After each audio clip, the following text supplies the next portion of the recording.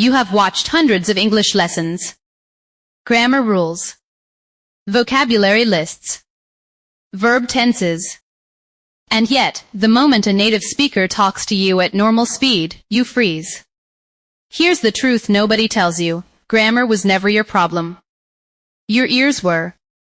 In the next few minutes, I'm going to show you the exact listening method that took me from I understand textbook English to I understand real English, movies, podcasts, native speakers talking fast, no subtitles.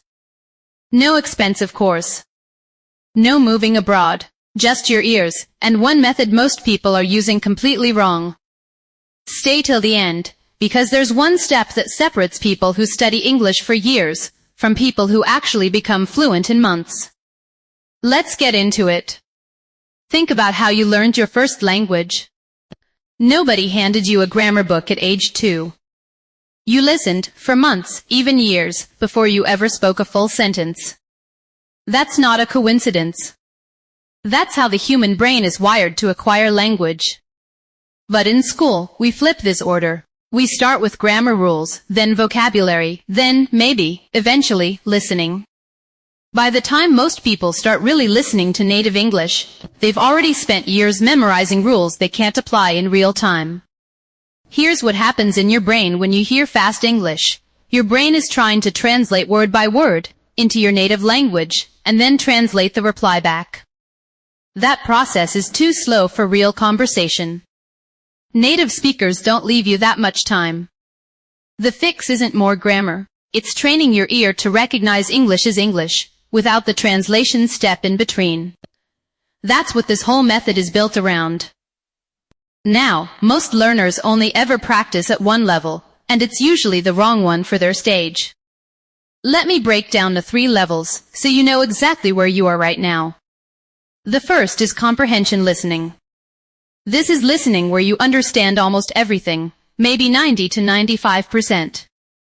Slow podcasts, graded audio, clear pronunciation. This builds your foundation.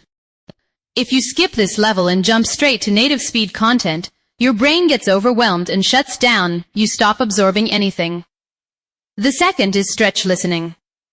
This is where real growth happens. You understand maybe 60 to 80%. It's uncomfortable, but not impossible. Your brain is working, filling gaps using context, tone, and body language if there's video. This is the zone where vocabulary and grammar patterns actually get absorbed naturally, without you memorizing anything. The third is immersion listening.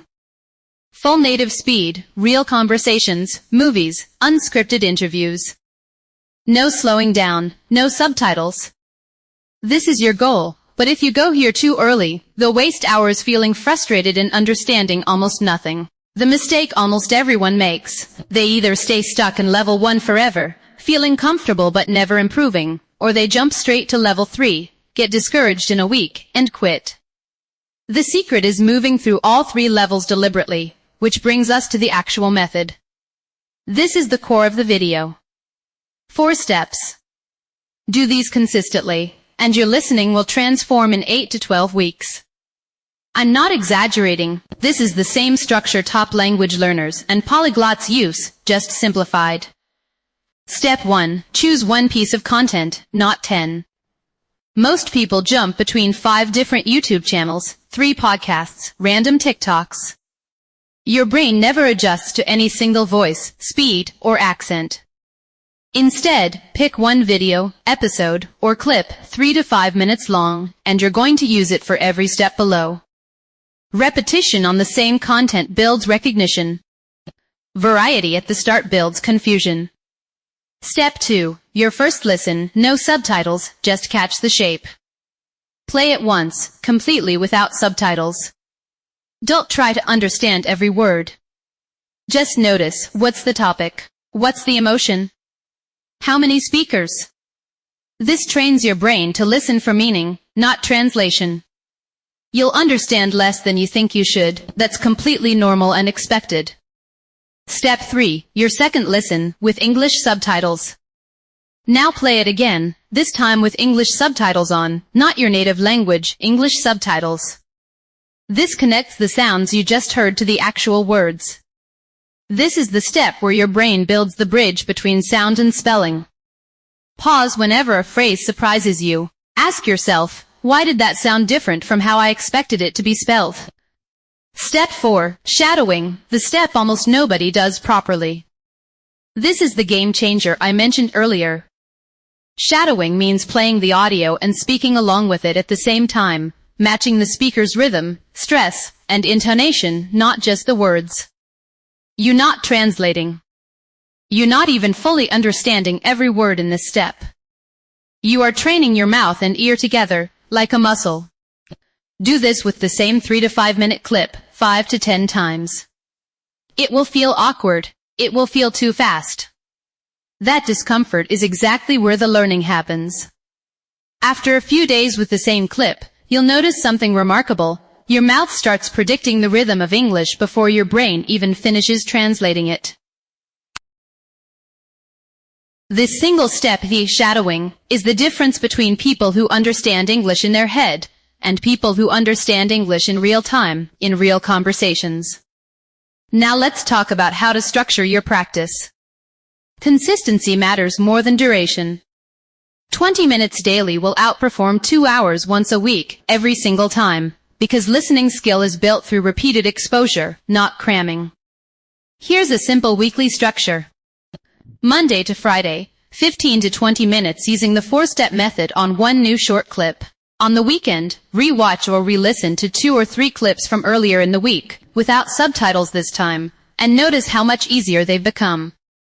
This is how you actually measure your progress, not by feeling fluent, but by testing yourself against content you've already worked with. As you improve, gradually increase difficulty, move from clear, scripted content, like structured lessons, toward unscripted interviews, natural conversations, and eventually movies or shows with fast, casual, overlapping speech. Don't rush this. Your ear needs consistent exposure at each level before jumping ahead. Think of it like physical training. You don't lift the heaviest weight on day 1. Before we wrap up, let me quickly cover the 3 biggest mistakes that stall people's progress, so you can avoid them from the start. Mistake 1. Relying on native language subtitles. This keeps your brain translating instead of understanding directly in English. It feels comfortable, but it actively slows your progress. Use English subtitles, or none at all. Mistake 2. Constantly switching content. New content every day feels productive, but it prevents your brain from building recognition patterns. Stick with the same clip for several days before moving on. Mistake 3. Skipping shadowing because it feels embarrassing or difficult. This is the step people avoid the most, and it's the one that creates the fastest results. Nobody sounds good at shadowing in the first few attempts. That's exactly the point. You're training a new skill, not performing for an audience. Here's what I want you to do right now. Pick one 3 to 5 minute video or podcast clip in English.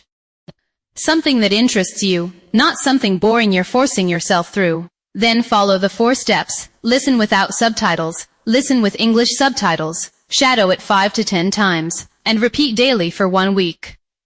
You won't feel like an expert after 7 days. But you will notice something. A sentence that used to sound like a blur will suddenly have shape, rhythm, individual words you recognize. That's not magic. That's your ear, finally being trained the right way. If this helped you, subscribe to Talk in English every week. We break down exactly how fluent English speakers actually think, listen, and speak, without the boring grammar book approach. See you in the next lesson.